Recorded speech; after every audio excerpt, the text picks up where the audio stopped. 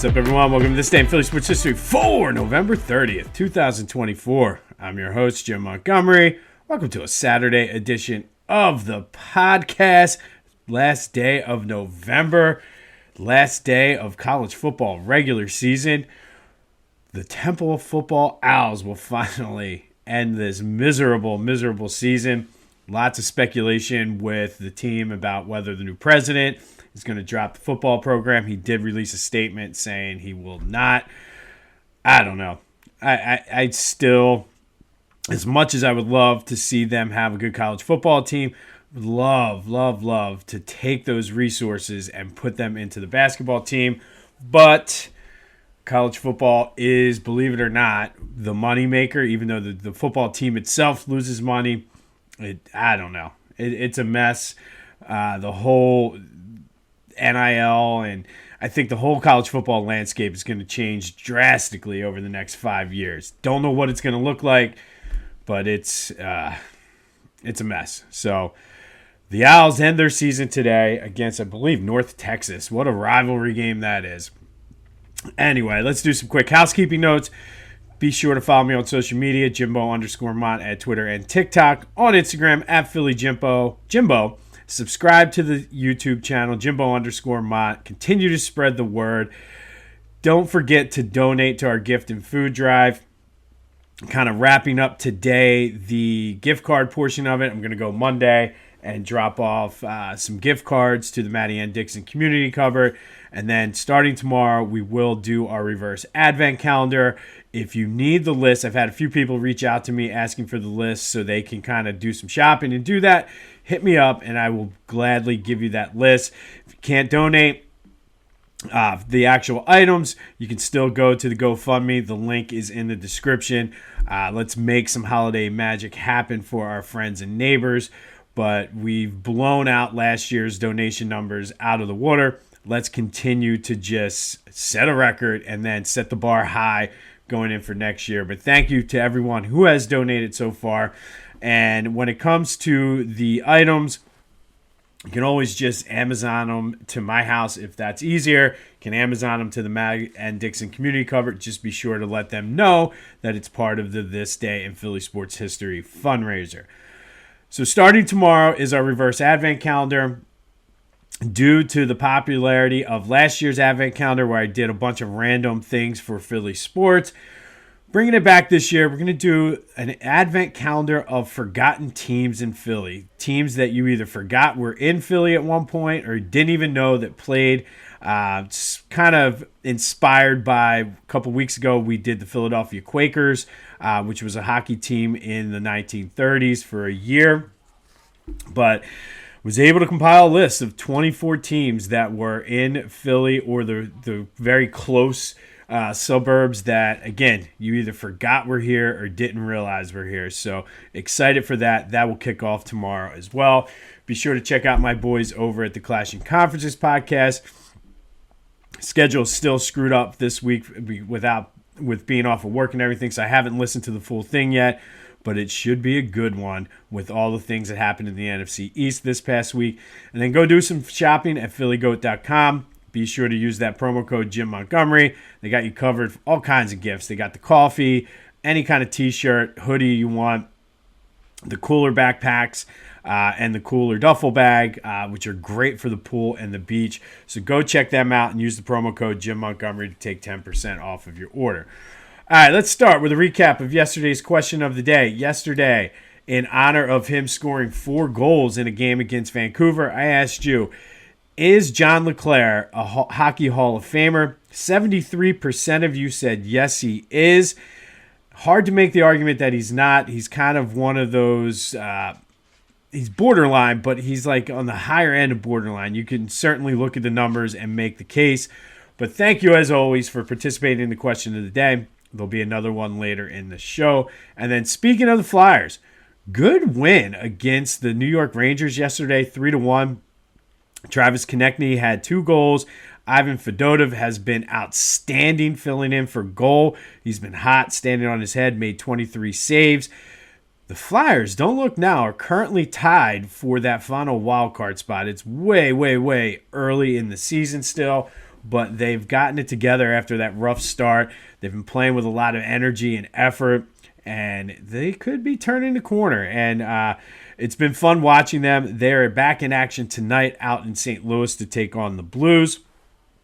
And then from one extreme to the other, Sixers are in action tonight out in Detroit in a game that they should be able to win. But do we want them to win? At this point, I think the lottery watch is fair game and well within the realm of possibility. No Joe tonight, who's out with the knee and personal reasons, whatever that is. There's lots of speculation going on there. People were asking, is it paternity leave? I don't know. It's personal reasons. So maybe he's reevaluating what he wants to do. They're a mess. Paul George was questionable, or is questionable for tonight, was a full participant in practice yesterday. So maybe we'll see Paul George, Tyrese, and Jarrett McCain play. I don't know. This team is just dumpster fire central. But Sixers, Detroit tonight out in the, I don't know what it's called. It used to be the Palace of Auburn Hills. I don't know what their new stadium is called. Either way, that's where the Sixers are. All right, some Eagles news. Darius Slay is out, could not clear concussion protocol.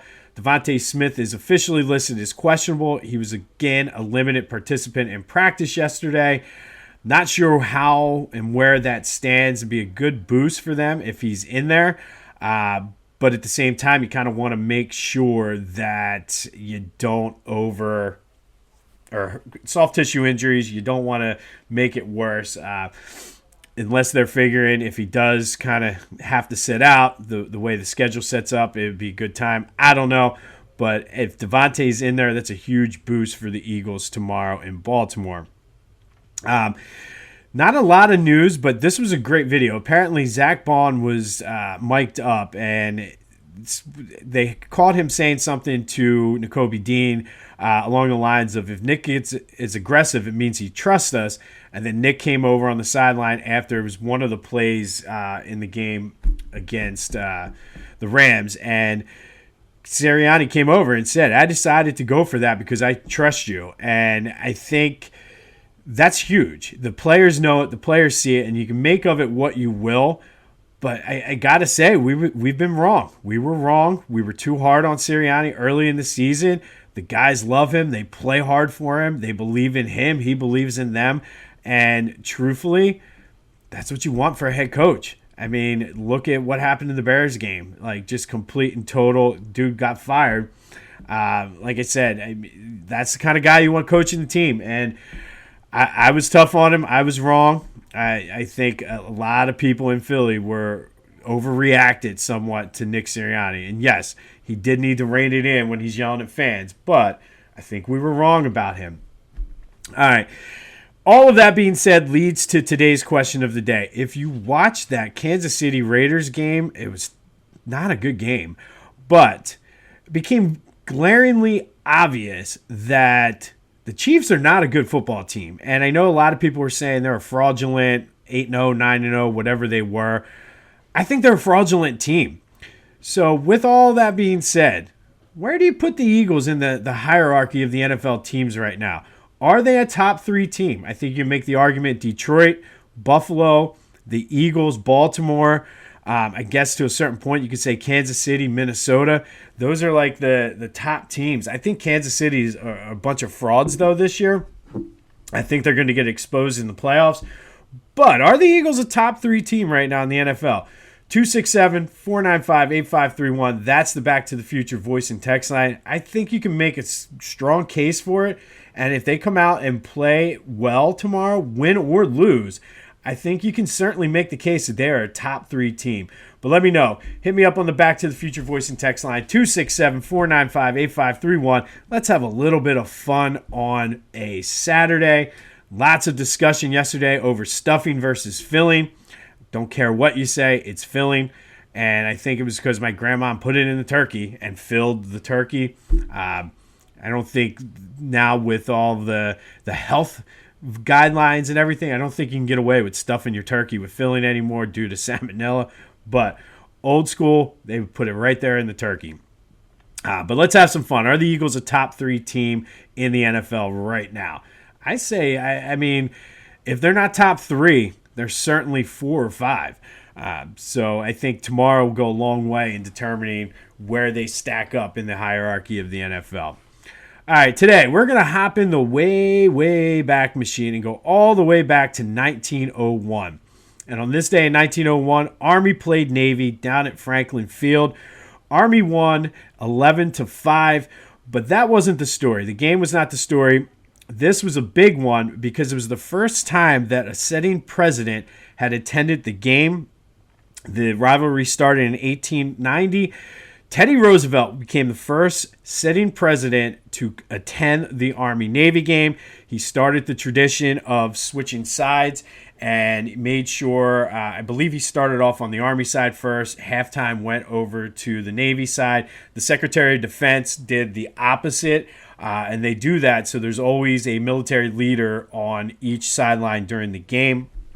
Apparently, the ovation that Teddy Roosevelt got when he came into the stadium was outstanding. He took a train up from D.C. and got there right before the game started to a loud ovation. So Teddy Roosevelt was the first sitting president to attend the game. Since then, 10 other presidents, and I was surprised at this. I thought all the presidents actually did attend the game, but only 10 have attended. Teddy, Harry Truman, who has the most games attended, he went 7 of the 8 times when he was in office. The 8th time that he missed, he happened to be on vacation. George W. Bush attended, Donald Trump, JFK, Woodrow Wilson, Calvin Coolidge, Gerald Ford, Bill Clinton, and Barack Obama have all attended the Army-Navy game. Navy leads the all-time series 62, 55, and 7. And Philly has hosted the most games all time at 90. Since more recent times, they've kind of rotated it around. It's played in New York a lot, down in Baltimore. I think it's been played in Chicago before. So the next time it will be in Philly is in 2027. Both teams now are in the AAC, so it is a possibility that we get Army-Navy on back-to-back weekends. Excuse me. Technically, this is a non-conference game for them. So when they play next week, it's a non-conference game. If both of them were in the AAC championship game, they would play again the following week. Or I think the AAC championship game would be first and then the actual Army-Navy game. But either way, we could have a scenario where we get back-to-back Army-Navy games. And I just remember the Army-Navy game before the conference championship sort of was the last game of the college football season, getting ready to gear up for all the bowl games back when bowl games actually meant something. So it was always fun to watch Army versus Navy. And living in the city as long as I have, like just being downtown when the Army-Navy game comes in and you go into a bar and there's Army fans, Navy fans. It's just one of those great rivalries in college football. But on this day in 1901, the Army-Navy game was played at Franklin Field. Army beat Navy 11-5, but the big story was Teddy Roosevelt became the first president to actually attend the game, started the tradition of the president switching sides. And since then, 10 other presidents have gone and attended the game. And again, I just thought that was part of the duties of being president, to be honest. So the fact that so many of the presidents, there's been 47 now, well, 45 if you count Woodrow and Trump, who were elected, or not Woodrow, Grover Cleveland, who they both have been elected on non-consecutive terms. There's your history lesson for today. But surprisingly, 37 presidents did not attend the Army-Navy game. Kind of weird. But Teddy Roosevelt started that tradition on this day back in 1901 down at Franklin Field. We'll have our 3 keys to the Eagles beating the Ravens tomorrow, as well as our pick. We are officially 6-5, looking to get more into the black this week. Have a couple leans I'm going with on this game. Starting to see the strategy pretty well, so stay tuned for that tomorrow. The reverse advent calendar kicks off, as well as our advent calendar on forgotten teams in Philadelphia sports history. So stay tuned for that. Spread the word. We'll have an update on the Sixers reluctantly. Maybe they can actually win a game. Maybe. Who knows? Does anybody care? Either way, we will have the update on that. This has been This Day in Philly Sports History for November 30th, 2024. My name is Jim Montgomery. Go have yourselves a Saturday, and until next time, I'll see you when I see you.